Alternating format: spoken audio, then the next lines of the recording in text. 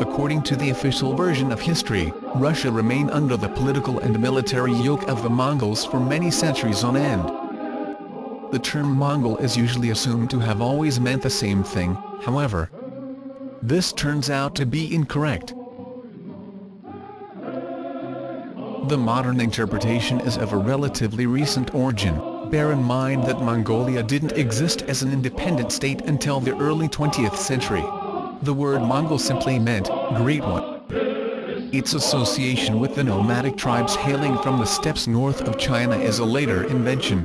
But why did it have to be invented? The reason is simple: the actual Mongol conquerors of Russia never existed. The yoke theory was created by the court historians of the new Russian dynasty, the Romanovs. It has served the end of justifying the Romanovs' claims for the throne and demonizing their longtime adversaries, the Horde, or the professional Russian army, which remained fiercely loyal to the old Russian dynasty. Deposed and finally destroyed by the Romanovs as a result of a conspiracy. The savage invaders and torturers of the Russian land that we read about in history textbooks were the protectors of the state in reality. And ethnic Slavs for the most part. Small wonder historians still cannot find a single trace of the mythical Mongol capital. No such capital ever existed anywhere near the Gobi Desert. History, fiction or science? Is finally available in English.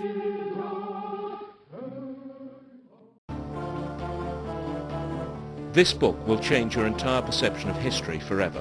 What if ancient Rome, Greece, and Egypt were invented during the Renaissance? What if the Old Testament was a rendition of events in the Middle Ages? What if Jesus Christ was born in 1053 and crucified in 1086 AD? Sounds unbelievable? Not after you've read History, Fiction or Science by Anatoly Fomenko, the leading mathematician of our time.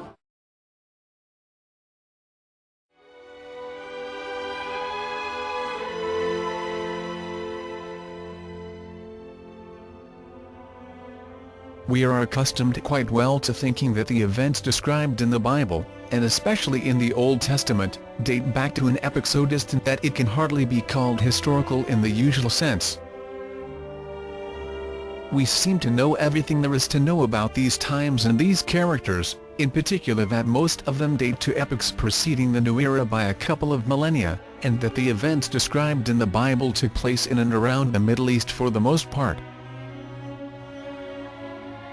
Could all of what we know be untrue? Even the most scrupulous of scientists who ever had to tackle the gigantic array of data contained in the Bible were basing their research on the existing chronology. The sole exception to this is a group of mathematicians who have used the newest statistical methods to analyze the Bible from an altogether different standpoint, having revised the consensual chronology completely prior to that.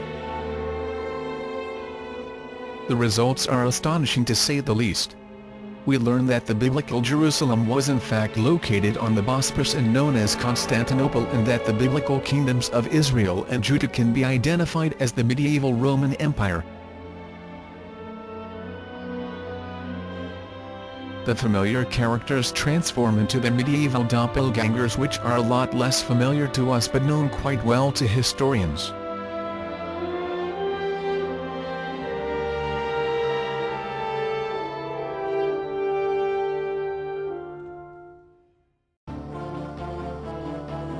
This book will change your entire perception of history forever. What if ancient Rome, Greece, and Egypt were invented during the Renaissance? What if the Old Testament was a rendition of events in the Middle Ages? What if Jesus Christ was born in 1053 and crucified in 1086 AD? Sounds unbelievable? Not after you've read History, Fiction or Science by Anatoly Fomenko, the leading mathematician of our time.